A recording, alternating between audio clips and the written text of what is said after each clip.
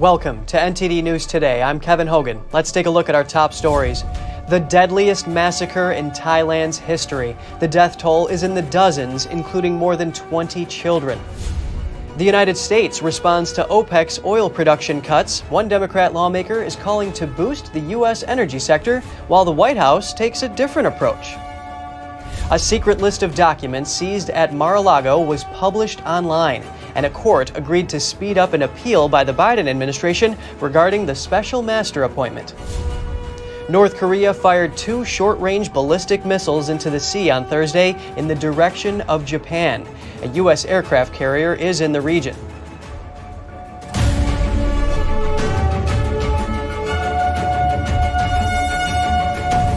A former policeman killed dozens of people, including more than 20 children, in a knife and gun rampage at a daycare center in Thailand today. He then went home to shoot dead his wife and child and then turned the weapon upon himself, according to police. Mass shootings in Thailand are extremely rare. Authorities say the attacker was dismissed from the force last year over drug allegations. He faced trial and was in court on drugs charges hours before the shooting. That's what a police spokesperson told a local broadcaster, adding that the shooter went to collect his child from the daycare center but opened fire when he didn't find them there. Witnesses told police the gunman also wielded a knife in the attack in the city more than 300 miles northeast of Bangkok. About 30 children were at the center, fewer than usual because of heavy rain. A district official told that to Reuters. Thai Prime Minister Prayuth Chan-o-cha tweeted that the incident was shocking. In 2020, a soldier, angry over a property deal gone sour, killed at least 29 people in a rampage across 4 locations, including this shopping mall. Gun laws are strict in Thailand, but ownership is high for the region, with many illegal weapons brought in from strife-torn neighbors. And in other news, Democrat Senator Joe Manchin is repeating his calls for the U.S. to increase its energy production. This after the oil-producing countries in OPEC Plus voted yesterday to reduce production in November. NTD's Jessica Beatty has more on Manchin's response. Senator Manchin is once again calling to increase U.S. oil and energy production. This after OPEC Plus decided to slash oil production by 2 million barrels a day starting November. That's more than expected and the largest cut since the pandemic started. In a statement, Manchin said OPEC's decision confirms why the U.S. must be energy independent, so foreign adversaries cannot intimidate us. Manchin writes, "We've been blessed with an abundance of domestic energy resources, which we can produce cleaner than elsewhere in the world. And with that, we have the ability to ensure energy independence and security for ourselves and our allies." Manchin also called for Congress to reform the fuel permitting process. Right now, it takes years to permit new fossil fuel ventures. Manchin's reforms would substantially reduce how long it takes to get new fossil fuel ventures up and running. Meanwhile, the White House is criticizing OPEC's decision. Here's what Press Secretary Karine Jean-Pierre told reporters Wednesday. OPEC's decision to cut production's quotas is short-sighted. If there's a meaningful price impact of OPEC's decision, it will particularly be on low and middle income countries. She also said President Biden asked the Energy Secretary to look into ways to increase domestic production. The White House also called on energy companies to lower their prices. The gap between wholesale and retail price of gasoline is too wide. Energy companies need to bring down their retail price. In response to OPEC's production cuts, the Biden administration is also releasing 10 million more barrels of oil from America's emergency oil supply.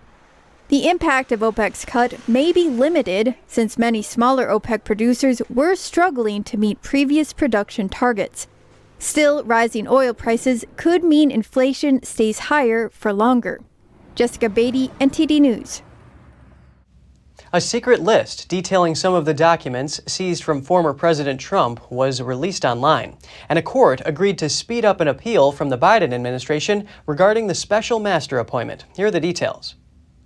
A secret list detailing some of the documents seized from former President Trump had been ordered by a judge to remain under seal, but the list was released online.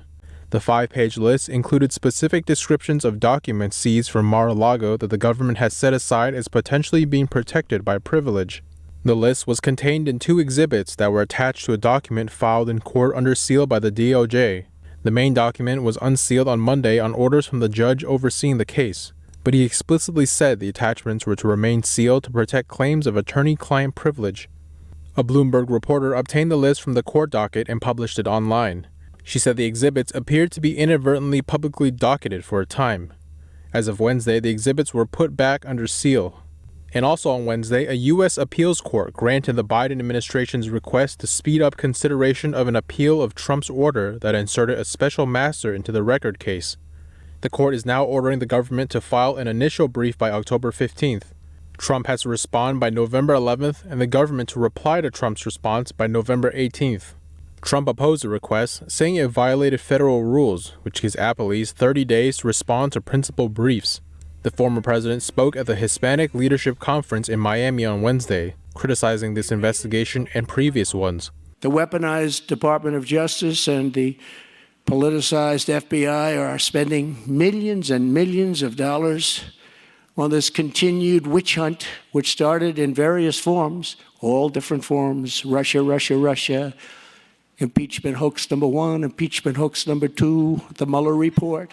He added that the Mueller report investigation found no evidence of Russian collusion. The FBI and the Cybersecurity and Infrastructure Security Agency say they are confident that election infrastructure will not be compromised during the 2022 midterms. Both agencies say there is no indication to suggest cyber activity has prevented someone from casting a ballot or compromised the integrity of the ballot. They said in a joint statement that all elections cyber attacks so far have remained localized and were blocked with little to no disruption to the election process. Neither agency provided an example of how voting may have been manipulated. They also did not explain how they successfully blocked attacks by malicious actors. The statement did acknowledge that some election systems and voter registration information and data could be targeted. The FBI, meanwhile, has been accused of meddling in the 2020 election by Republican lawmakers using whistleblower statements. They accuse the Bureau of suppressing damning information about President Joe Biden's family. And the FBI is facing a lawsuit seeking to compel it to publicize conversations it had with Facebook. At issue is a warning the FBI gave the social media giant. That warning prompted Facebook to suppress a story about Hunter Biden's laptop. The lawsuit was filed Tuesday by America First Legal at a Washington, D.C. district court. Mark Zuckerberg acknowledged that Facebook suppressed a New York Post story. The story focused on emails that were allegedly recovered from the laptop owned by then presidential candidate Joe Biden's son. Zuckerberg said the apparent censorship happened after the FBI approached them with warnings about Russian disinformation. Those emails, according to the Post, showed a direct link with President Biden had with his son's dubious business dealings in China and Ukraine. Zuckerberg says the FBI didn't specifically mention the laptop story. However, Facebook thought it fit a pattern the FBI described and decided to limit its reach. And President Joe Biden took a trip to Florida and met with Governor Ron DeSantis yesterday. The president was there to see the aftermath of Hurricane Ian firsthand. He ensured the people of Florida, the federal government, would be there to help them rebuild. NTD's Jeremy Sandberg has more on Biden's visit. Biden and DeSantis and it's going to take a lot of time, not weeks or months. It's going to take years for everything to get squared away. Cleanup and rebuilding efforts could cost taxpayers billions of dollars. The president pledged federal aid in Florida for the long haul. Utility poles sawed off right in half, massive power lines everywhere, massive amounts of debris. Part of the federal help Florida will receive for storm aid includes $13 billion over the next 5 years for highways and bridges. As of Tuesday, close to 400,000 homes and businesses remained without power. According to local officials, the hurricane claimed the lives of at least 120 people when it went crashing across the state. Jeremy Sandberg, NTD News. Not only were thousands of Floridians displaced by Hurricane Ian, so were their pets. Manatee County animal welfare workers are posting pictures of some of the lost or stray pets they've collected. They're hoping the owners will see the photos on their Facebook page to come to retrieve them. Since the hurricane, the agency says they have already returned 13 pets to their owners and adopted out 29 others. Manatee County animal rescue workers say they are still bringing in about 20 animals a day, about double their typical volume. By next Tuesday, 200 animals are expected to be transferred to partner shelters across the country to deal with the overflow. Rescue efforts are underway on Pine Island, Florida, in the wake of Ian's Rampage, but it's not just for people, it's for other lives as well. Will Peratino and his family still hold on to their home on Pine Island after Hurricane Ian, caring for a large flock of parrot friends. So we were in the stilt house behind me that's 12 feet off the ground. We had all 275 birds and our 2 lemurs up there with us. The hurricane collapsed a bridge here, leaving food, gas, and other supplies almost unreachable. Despite evacuation pleas from authorities, the couple was reluctant to give up the birds. Among them are some of the world's rarest species. If you're an animal lover, you don't think about yourself first. Just protecting the animals. To convince the couple to leave, volunteers from Project Dynamo are tasked with capturing, caging, and transporting the parrots off the island. Their mission is dubbed Operation Noah's Ark. Today's day 5 or 6 of operations. We have a 4-boat operation going on today to rescue 100 cages of birds off the island before they die. Hours before the hurricane hit, the keepers herded the birds into their house to shield the flock from the storm. But the destruction of roads has created another problem. They were short on food. Fish and Wildlife was able to get them food 2 days ago. So we're just going to try to get them all out. And they're going to probably be with us for at least 6 months to a year, we're projecting, before they'll be able to repair everything at the place they're at now, before we can move all the birds back onto the island.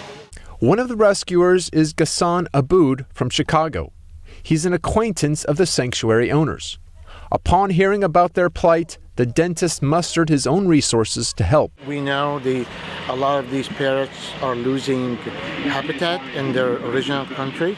So maintaining these species in the United States through captive breeding help the survival of these species in the future. A chance encounter led him to Project Dynamo. Like all other dedicated volunteers across the state, the team is wasting no time helping those stranded by this disaster.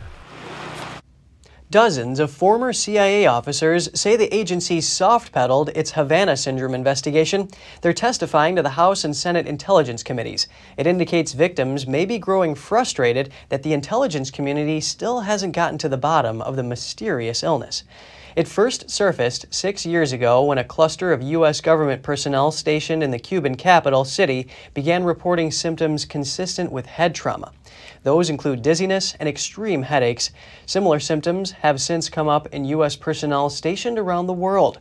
For 3 years, the CIA's task force has been investigating if a foreign nation might be carrying out attacks. The investigation is ongoing, but so far they've found little evidence to support the theory or even evidence that the episodes are related. The CIA reportedly began dispersing payments to some victims earlier this year after Congress passed legislation mandating compensation for CIA and government victims. Senate candidate Herschel Walker responds to accusations that he reimbursed a woman for an abortion despite his pro-life stance. It's sort of like everyone is anonymous or everyone is leaking and they want you to confess to something you have no clue about, but it just shows how desperate they are right now. They see me as a big threat, and I know that, and I knew it when I got into this race, but they don't realize that I think they came for the wrong one. They energized me. A Daily Beast report says that in 2009, Walker paid fees for an abortion for an unnamed woman. Walker says he doesn't know who the woman is and says the report is a lie. In Georgia's pivotal U.S. Senate race, Democratic Senator Raphael Warnock and Republican challenger Herschel Walker have each sought to cast the other as an abortion extremist. Walker also addressed social media criticism from his son. Christian Walker has stated he's troubled by his reports that his father has multiple children with multiple women. Dad Walker's response is that he loves his son unconditionally and that he has written openly about his past mistakes in his book. He also says he believes in redemption, while his Democratic opponent does not. A federal judge ruled that Texas Attorney General Ken Paxton must testify in a lawsuit. It seeks to block potential criminal charges against abortion providers offering out-of-state abortions. The nonprofits who filed the lawsuit have requested that Paxton clarify previous statements. They were made about the enforcement of Texas's trigger law as it related to out-of-state abortions. They argue that his statements chill their First Amendment rights to speak about and fund abortion care and restrict their ability to facilitate out-of-state abortions. According to an affidavit filed in federal court last week, a process server arrived at Paxton's home to serve him a subpoena to appear at a court hearing. It says the Attorney General fled in a vehicle driven by his wife. Paxton disputes that version of events, stating on social media that he left his home to avoid a stranger who was outside his house.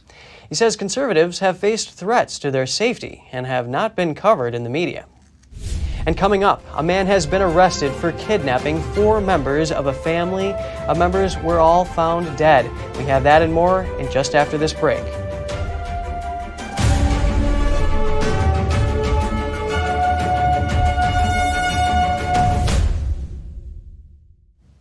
A man sought in connection with the kidnapping of a California family has been apprehended.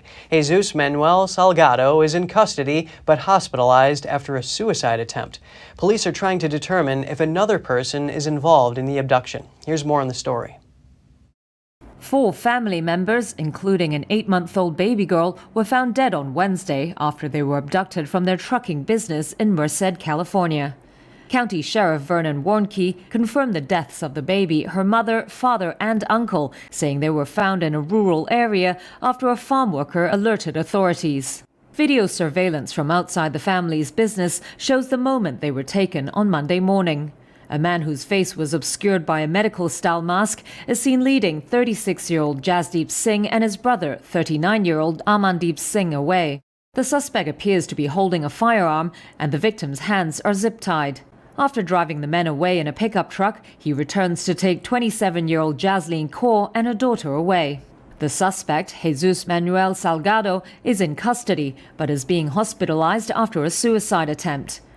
Police are trying to determine if another person is involved. Authorities took Salgado into custody after the family's ATM card was used at a nearby bank. While the motive is not yet known, Sheriff Warnke said it may have involved money. The wider family has been notified about the deaths. After more than half a century of investigation, the remains of a Pennsylvania teenager are finally identified.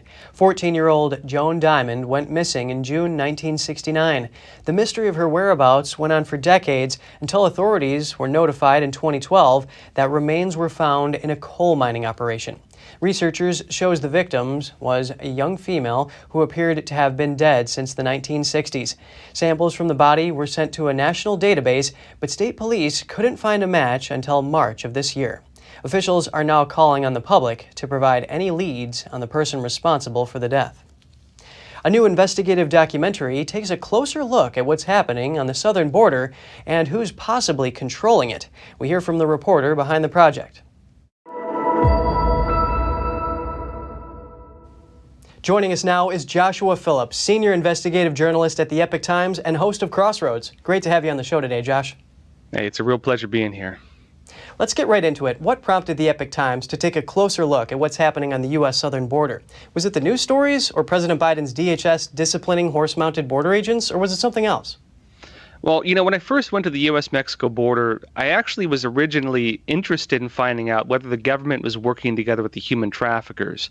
What I found was actually something entirely different. I did not anticipate finding what I found, and frankly, it shocked me. What I found was that in some areas, you don't even have the cartels. In fact, one of the main areas where I went over to the Mexico side, the cartel does not have a presence, which is why a lot of migrants and illegal aliens do choose to cross there. And when I was over there, I found something pretty shocking, which you start picking up folders, there's identifying documents all over the ground, and these folders have United Nations logos on them. And this was just tying all the pieces together, because what I've been told through this whole thing is that basically the United Nations is running the border crisis. I looked into it, and sure enough, this is the case. I say it on their own website. The International Organization for Migration gets funding from the U.S. State Department to operate the U.S. migrant crisis. This whole thing is a big sham. This is a manufactured crisis, and we're being lied to about the real nature of it. That really is a shocking discovery, and we're so glad to have you have your boots on the ground there. Now, the documentary notes how migrants are being funneled into the United States through non-governmental organizations. What kind of groups would benefit from this? Well, so I was looking into the NGOs. Some of them, it looks like they get money for it. And these are groups like I guess I wouldn't normally expect to be involved with this. It's groups like Catholic Charities. There's Hebrew groups. There's all kinds of religious organizations involved with it. Then there's a lot of just kind of politically aligned organizations involved with it. What is happening is this. These groups are being used as the proxies through the UN group. Again, the International Organization for Migration. The IOM is not getting directly involved with all this stuff. Some of the stuff they are, like further down south in Panama, especially the big tents and everything like that. But these groups are working as proxies on the U.S. side of the border, especially, and they're the ones busing people all across the country. Now, in terms of what is their interest, aside from maybe getting a lot of money out of it, which they do, the only thing I can think of is, of course, there's of course a lot of political interest. Democrats, of course, were originally the party against illegal immigration. They used to be the party that supported, for example, the unions and so on, which did not want to be flooded with low wage workers who would put them out of business. That changed during Obama when they found that about 80% of Latin Americans are voting Democrat, and they threw the borders wide open after they found that. Well, thanks for breaking down this timeline. Now, Border Deception notes how criminal cartels could be involved in what's happening at the border. What part do you believe they play in this? Well, the criminal cartels do definitely play a role. It's not actually just the Mexican cartels. You actually have human traffickers from all over the world. For China, that would be, for example, the snakeheads tied in with the Chinese mafia, the triads. Definitely, you go to some parts, and people have to get wristbands that show that you paid. If you don't pay, they kill you. The cartels are using children basically to plant them with groups to traffic them into the country. Those children are being abused, they are being trafficked, and so on. And when they started DNA testing them, it was the Democrats, actually, who tried to frame this as parental separation from children. Yeah, like 30% of them were not the real parents. The cartels, what they're doing is they go to people's homes in Latin America. And I've been told this by people, Mexicans in Latin America. They go to the homes of these people. They tell them, give me your child, I'll bring him to America. If the parents refuse, they cut the kid's throat in front of the parents, from what I've been told. And that does just sound gruesome. Well, we do really appreciate your expert analysis and your firsthand experience. Joshua Phillip, Senior Investigative Journalist at the Epoch Times, thank you for your time today.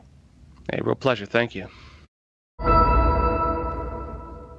Only 5 years of probation for a former tech worker who's convicted for the massive hack of Capital One Bank after pleading mental illness. Paige Thompson hacked into networks of over 30 entities and obtained the personal information of over 100 million people.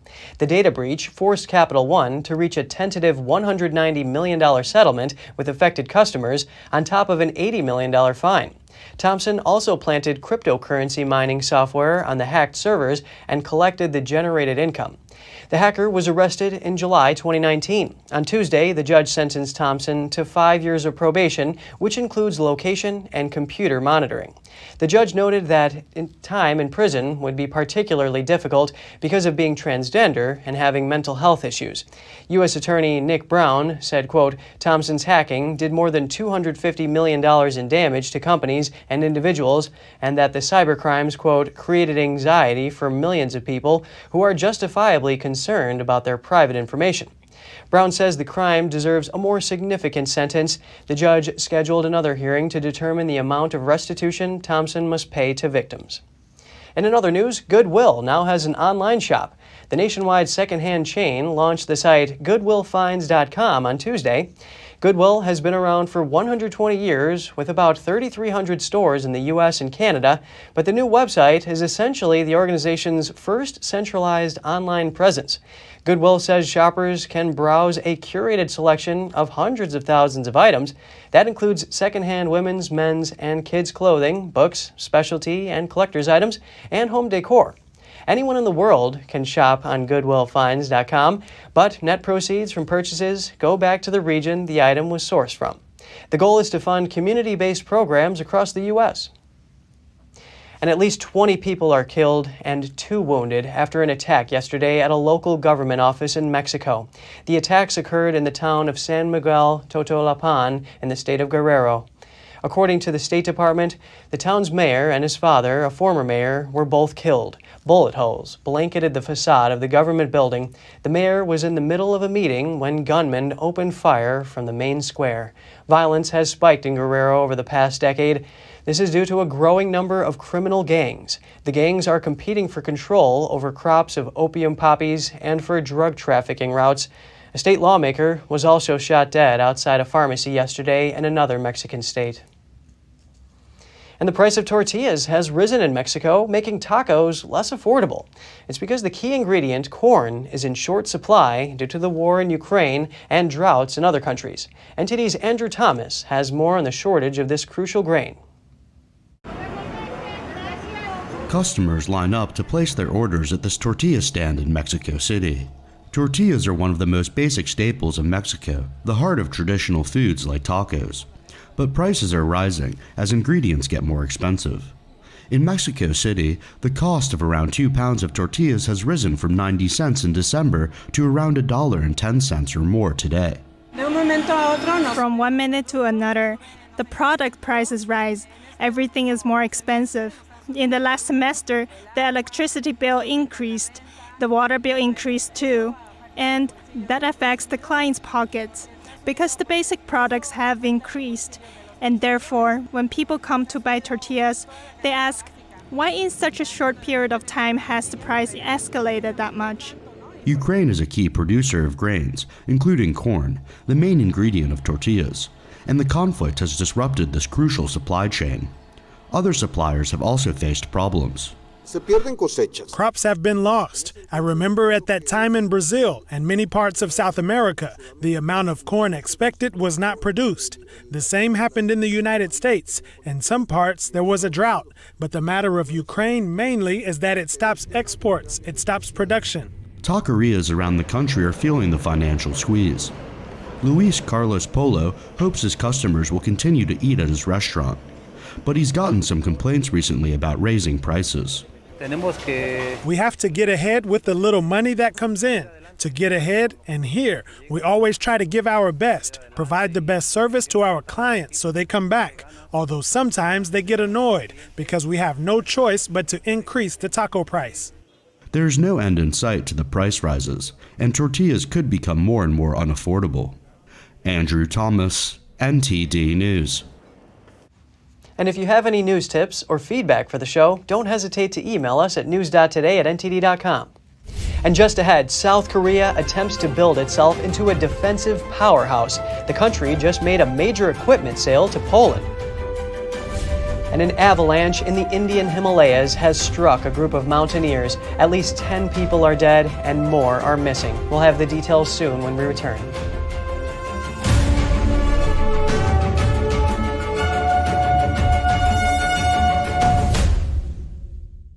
Hello, I'm Mike Lindell, and due to your incredible support, the original My Slippers are almost completely sold out. As a special thank you, I am launching my brand new all-season slippers, slides, and sandals for as low as $29.98. This is a limited time offer, so go to mypillow.com or call the number on your screen. Use your promo code and you'll get all my new footwear for as low as $29.98. My all-season slippers are made with my exclusive 4-layer design that you won't find in any other slipper. They're finished with a breathable fabric so you can wear them all year round. And my new slides and sandals are made with patented impact gel, making them ultra comfortable and extremely durable. I guarantee they'll be the most comfortable footwear you'll ever own. So go to mypillow.com or call the number on your screen now to get your very own all-season slippers, slides, and sandals for as low as $29.98 with your promo code. This is an introductory offer and it won't last long, so order now. Welcome to RenBiz.com, the education and career program where parents rule. We replace public schools and universities. We are for ages 6 to 100. Never any big student loans with us. You graduate with a traditional diploma, a university degree, and your own family business. Adults returning to obtain better careers. parents looking for better academic and career opportunities for their kids. At Business Occasion, you spend 50% of your time on traditional education and 50% on business education, including setting up your own family business. Learning is in your small, in-person pods of 6 to 10 students. At Renaissance Business Occasion, aka renbiz.com, graduation means you have a degree and your own family business. Like education always should have been, a transition to getting a career.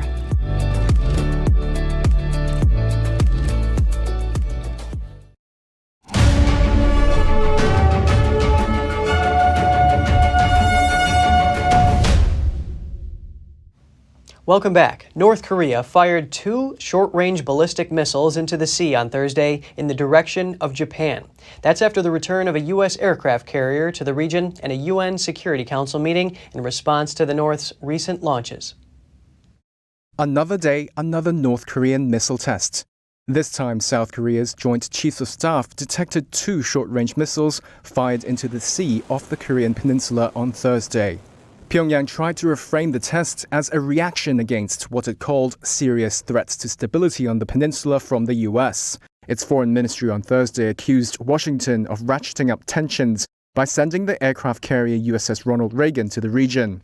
Following the North's test, South Korean leader Yoon Suk-yeol pledged to beef up ties with the U.S. and Japan to ensure his country's security. He said he would speak to his Japanese counterpart, Fumio Kishida, over the phone on Thursday. Kishida told reporters Pyongyang's latest launch, its 6th in nearly 2 weeks, cannot be tolerated. Japan's defense chief Yasukazu Hamada also condemned North Korea. These actions by North Korea are a threat to the peace and security of our country, region, and the international community, and it's absolutely unacceptable. Tensions escalated after Pyongyang launched an intermediate-range missile over Japan on Tuesday. In response to the North's provocations, the U.S. held joint missile drills and fighter jet exercises with Japan and South Korea. China and Russia blamed these displays of military force for provoking the North's ballistic missile tests at a UN Security Council meeting on Wednesday, drawing fire from U.S. envoy Linda Greenfield-Thomas. Firstly, the United States and the ROK carry out defensive military exercises responsibly and consistent with international law. Ballistic missile launches by the DPRK are unlawful. They're reckless and they endanger neighbors in the region, and there's no equivalency between these two activities. China and Russia, both permanent members of the Security Council, declined holding a public council meeting on North Korea. The U.S. accused both of enabling North Korean leader Kim Jong-un. South Korea's president has ambitious plans for the country to become a defense powerhouse. That's by being one of the world's top suppliers of weapons. Seoul has already started taking steps towards that goal with a recent deal it made with Poland, its biggest ever, to supply the country with almost 1,000 tanks, dozens of fighter jets, and hundreds of pieces of artillery. Here's more on the country's growing industry. This is the ultimate sales pitch. A highly choreographed attack on a hillside in the South Korean countryside. K2 tanks, K9 howitzers, Apaches and drones. A combined assault, all for show. For a near 2,000-strong audience, generals, government officials and potential buyers from more than 24 countries around the world. Fresh from South Korea's biggest ever weapons export to Poland, estimated to be worth some $15 billion, according to officials. South Korea's weapons manufacturers are now emboldened by President Yoon Suk-yeol's pledge that his country will become the world's 4th biggest weapons exporter. Trying to achieve number 4 is not going to be an easy task, but it's something to go after. On the southeast coast of the country, in the city of Changwon, Hyundai Rotem is assembling and testing K2 tanks before shipping. It's sending almost 1,000 to Poland, a deal with a NATO country at a time when Ukraine, financed and equipped by NATO countries, is fighting Russia's invasion, is significant. The company believes its K2 tanks, cheaper than its rivals, are a good choice for price and performance. Our K2 is continuously being upgraded and produced. Countries that buy the tank have the advantage of continuing to operate and maintain the weapon at an affordable price. 5 minutes down the road is Hanwha Defence, boasting multi-billion-dollar deals with 9 countries, including Poland and Australia. It's now setting its sights on the United States, pitching its K9 howitzer and K10 ammunition resupply vehicle. Production is at a maximum. This plant alone can produce up to 100 K9 howitzers a year, among other weapon systems. We're told they also had a stockpile ready to go. An ability to deliver systems quickly is key at this volatile time. Hanwha says their main strategy is not just to sell their technology, but to share it long-term with the customer. We want a long-term partnership in their country. It is our main strategic focus to enter their market. One advantage South Korea has, according to the experts, experience in building fighting machines for extreme weather, tough terrain and tricky neighbours. The North Korean threat has given us a good reason, a motivation to make sure that our weapons are very good. South Korea is a highly militarised country, a country still technically at war with North Korea. A peace treaty was never signed, and with a mandatory military service still in place for men. A mountaineering team in the Indian Himalayas was caught in an avalanche on Tuesday. At least 10 people died and dozens are still missing.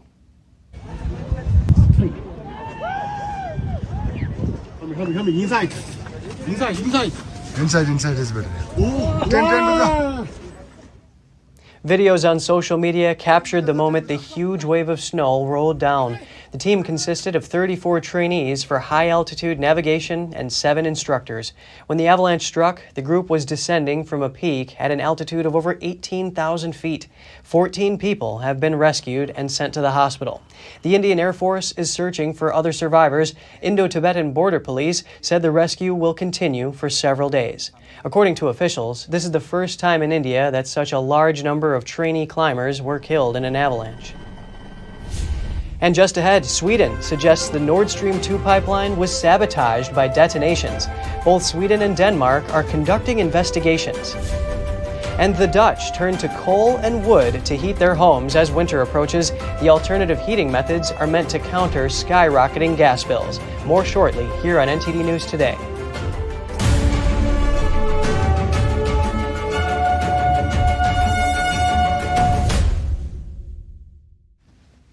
Suspicions of sabotage on the Nord Stream 1 and 2 gas pipelines in the Baltic Sea have strengthened following an investigation.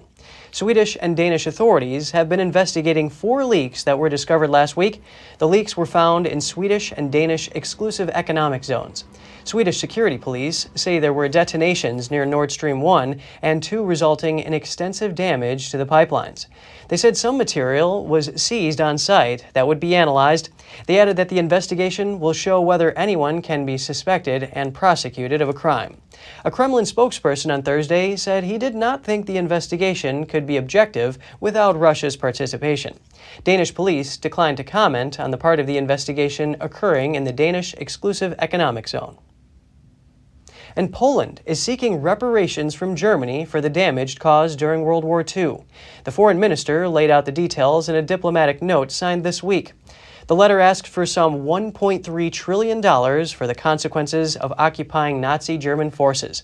Poland is now awaiting a response from Germany in accordance with diplomatic rules. The German foreign minister was in Poland already for talks with her Polish counterpart. Ahead of the trip, she said the 2 countries share a responsibility to preserve common trust.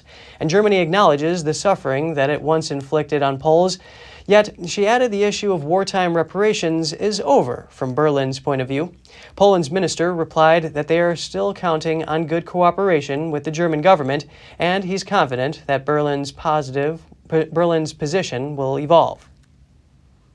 Railway workers in the UK have walked off the job again as disputes over jobs, pay and conditions worsen. Members of the drivers' union ASLEF and the TSSA union staged fresh action on Wednesday, leading to the cancellation of train services across the country. Picket lines formed outside railway stations as union leaders said the long-running dispute remains deadlocked. The ASLEF General Secretary said train drivers in England face a third year without a pay raise, pointing out deals achieved in Scotland and Wales. The TSSA is also planning action on Thursday, Friday, and Saturday, while members of the RMT union will strike on Saturday. The Director of Industry Operations for the Rail Delivery Group said these strikes disrupt passengers and businesses, and the continued action will only further damage the railway's recovery. And over in France, some gas stations are out of service amid strikes at the country's oil refineries. About 12% of the gas stations are experiencing shortages. In one northern region bordering Belgium, as much as 30% of the gas stations are experiencing shortages. That region is also banning the sale of gas and diesel in portable containers. Union members at French oil company Total Energies have been staging a walkout since late last month. It has disrupted operations at 2 of their refineries and 2 storage facilities. 2 ExxonMobil refineries have faced similar problems since late September. The trade union is demanding a 10% pay raise to help catch up with soaring inflation. Outrages in France's refining sector are creating uncertainty in the refined oil trade. And the Dutch are turning to more traditional heating methods as weather becomes cold. Some are opting for coal and wood as bills from gas skyrocket. NTD's Andrew Thomas has more. At this coal warehouse, customers are looking to cut spending on heating. They're also worried that commercial energy supplies may run out amid the war in Ukraine. Since September last year, our turnover has more or less exploded. We only serve households in the Netherlands, so only people who want to warm up their houses. And we have really seen a very large growth in that market. Some energy bills in the Netherlands have doubled. It's threatening to push up to 1 million people into poverty. Gas prices, of course, have skyrocketed. In addition, people are really afraid that at some point gas will no longer be available. And that's what people are looking for, alternatives. The moment you have coal stocked, you know where you stand and you can at least heat your home. For decades, the Netherlands' own domestic gas supply heated millions of homes and supplied other EU countries. But its largest natural gas field is being cut off entirely due to the risk of earthquakes. A company called Passion for Pellets sells a range of different wood-burning furnaces.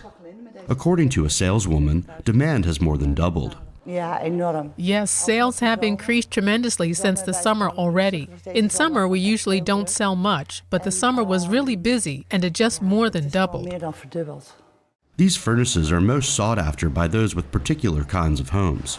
Our most grateful customers are those with larger, older detached houses, which often have higher ceilings, which are a bit less well insulated, which they cannot insulate that much better either. Heating up those kinds of houses is almost not affordable with gas. Coal and wood burning is up to 90% less efficient than gas, more environmentally damaging, and poses a greater health risk. But environmental and health concerns are falling by the wayside as people grapple with soaring energy bills. Andrew Thomas, NTD News. And over in Finland, Finnish and Swedish fighter jets are taking part in a major military exercise. This is to maintain and develop the country's air defense readiness. All of Finland's Air Force units are taking part in the exercise. It started on Monday and will continue until Saturday, October 8th. This is the Finnish Air Force's main exercise this year. In total, the exercise will involve around 3,700 personnel, including 2,400 reservists. It will also involve around 50 aircraft, the majority of them being FA-18 Hornet fighter jets. Hawk jet trainers, Air Force transport aircraft, and Army transport helicopter and fighter jets from the Swedish Air Force will also take part. The aircraft will operate out of several locations across the country. And if you have any news tips or feedback for the show, don't hesitate to email us at news.today@ntd.com. And coming up, locals in Naples are making a network of hidden catacombs. The tombs and tunnels feature a wealth of little-known culture, art, and architecture. Records made from sugar. A British company is trying to replace ordinary vinyl records and do its part to protect the environment. Stay tuned for more on that when we return.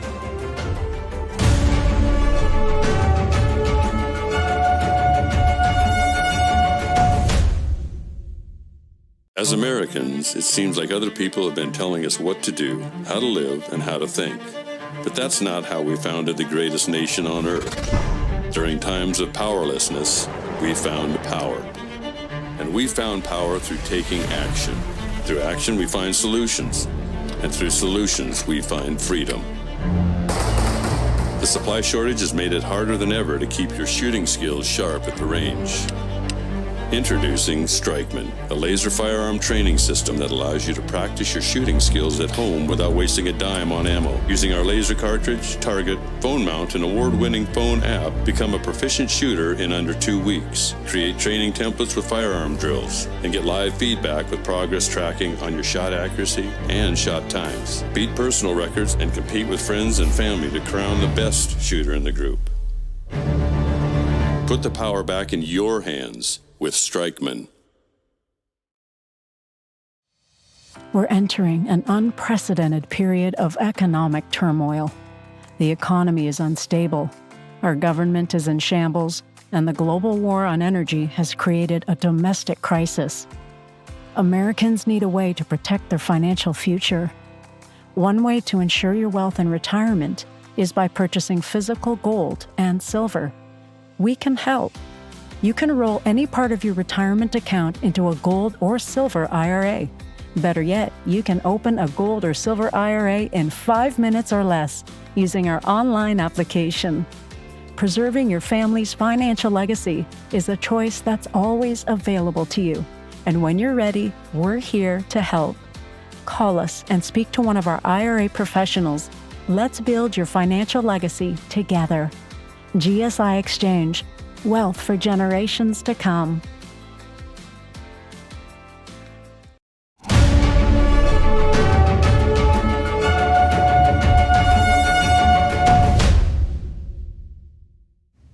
Good to have you back with us. In Naples, Italy, a network of hidden catacombs features a wealth of little-known culture, art, and architecture.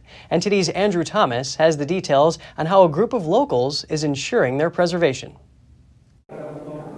The social cooperative La Paranza includes local archaeologists, restorers, and art historians.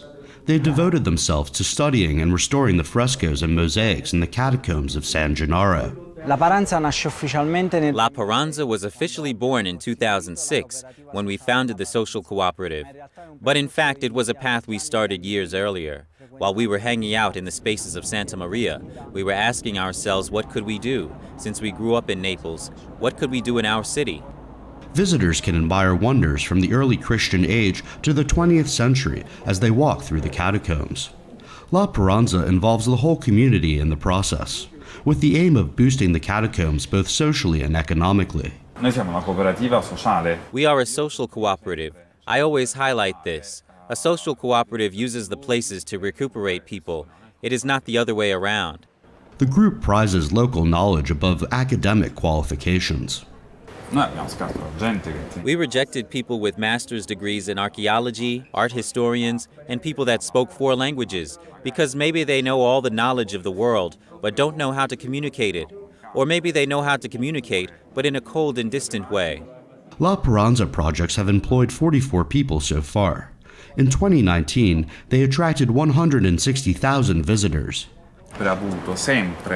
We've always had, at all times and no matter what, a special consideration, and I say so openly, for the people living in the neighborhood, because we believe that the best promoters of an area are the people living inside that area. A tourism boom is helping La Paranza and a network of small artisans. The group has also set up training courses and networking events for people in the area.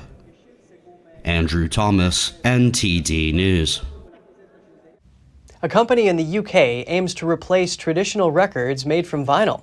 The developer says they are on track to help decarbonize the music business. Here's a look. For all its sound and texture, this is not a regular record that's made from vinyl. UK-based developer Evolution Music is taking a transformative stab at the whole record industry. So 4 years of R&D. We started with a sugar-based biopolymer. We found organic fillers and organic master batch, so we've got a unique recipe. The recipe is designed to replace harmful plastics in records production. But there is another perk. Record pressing plants won't need to change existing machinery or production processes. This will make it easier for labels and artists to embrace the shift. You know, the production of vinyl is toxic in very many ways. There are all kinds of processes in it that are damaging to the environment. But we like vinyl, What's the solution? Find a non-toxic way of doing it. Hey presto, here we have it. If we could apply that logic to other processes, then we'll be in a much better position. The music recorded with this new plastic boasts a unique texture. Sonically, and the EQ of the music is fine, absolutely spot on. But the little bit of lead-in and in between the tracks, there's some surface noise.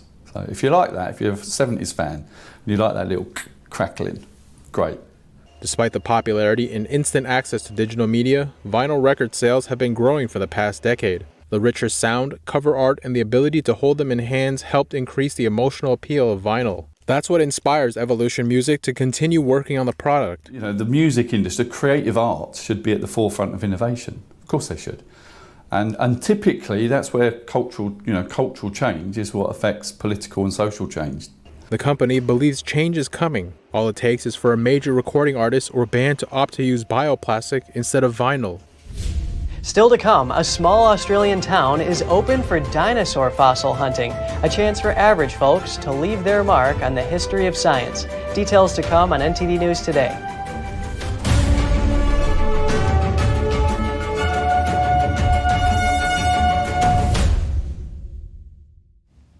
A Chinese vase has been sold at an auction for $8.8 million following a bidding war, but initially it was only expected to fetch under $200,000. The vase is known as a celestial sphere vase because of its shape. It was auctioned in France last Saturday. 300 people showed interest in bidding. The auction house eventually allowed 30 bidders to take part. The vase once belonged to a grandmother who had passed away. She was a keen art collector and had the vase for 30 years. While an expert dated the vase to the 20th century, collectors say they believe it was a very rare piece from the 18th century. The final buyer, who has yet to be identified, is Chinese. And a small town in Australia is hosting a dinosaur fossil dig, and it's not just scientists making discoveries. Let's have a look. In the outback of New South Wales, volunteers are trained by paleontologists to sift through opal mine tailings.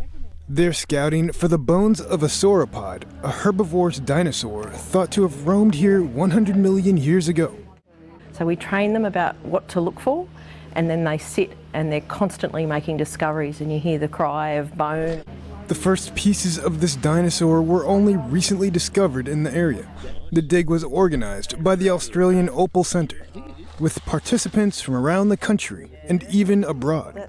So that is the bone from inside the toe of a little herbivorous dinosaur. Like this toe bone, any special finds were kept by the center for further research. Key finds on precious digs have changed the course of people's lives. My first year here, which was 2014, I found a dinosaur tooth, and from that moment on I was kind of like, this is what I want to study. It's a case of tiny pieces in a very large puzzle. The hunt can take days and not always yield a find, but being part of a scientific discovery is exciting in itself. I don't necessarily have to find it myself. If someone at the table or someone over there finds something, I get just as excited. Chances are a small discovery could explain Australia's prehistoric past. Do you know your blood type? Scientists say everyone should in case of a life-threatening event that results in a need for a blood transfusion. But now they've discovered a new group of rare blood types. The new group is called the ER blood group. According to the journal Blood, there are a total of 5 ER blood types based on genetic variations. When blood types are incompatible, immune cells attack the mismatched cells called antigens. The ER antigen was discovered years ago, but this study is the first to describe its different mutations. Experts say while it may be rare, it could be important for physicians and nurses to pay attention to if they are having trouble diagnosing their patient. With an ATM, cash withdrawals can be made almost anywhere in the world, even on a mountaintop over 15,000 feet above sea level. Khunjerab Pass seems like an unlikely place for a cash machine. Located on Pakistan's northern border with China, this pass is the highest paved crossing in the world. The steep peaks of the Karakoram Mountains boast spectacular views, attracting the most adventurous tourists. In the middle of the remote highland, an iconic ATM has been serving a handful of residents, travelers, and border workers since 2016. This Guinness World Record-setting machine is fully functional. It's powered by solar and wind energy and available for cash withdrawals and money transfers. Officials say in an average of 15 days, more than $17,000 can be withdrawn. That's all for today's program. We're really glad to have you with us. Please send us an email if you'd like to tell us something. We're going to put it on screen. For podcasters, that's news.today@ntd.com. I'm Kevin Hogan, NTD News, New York City.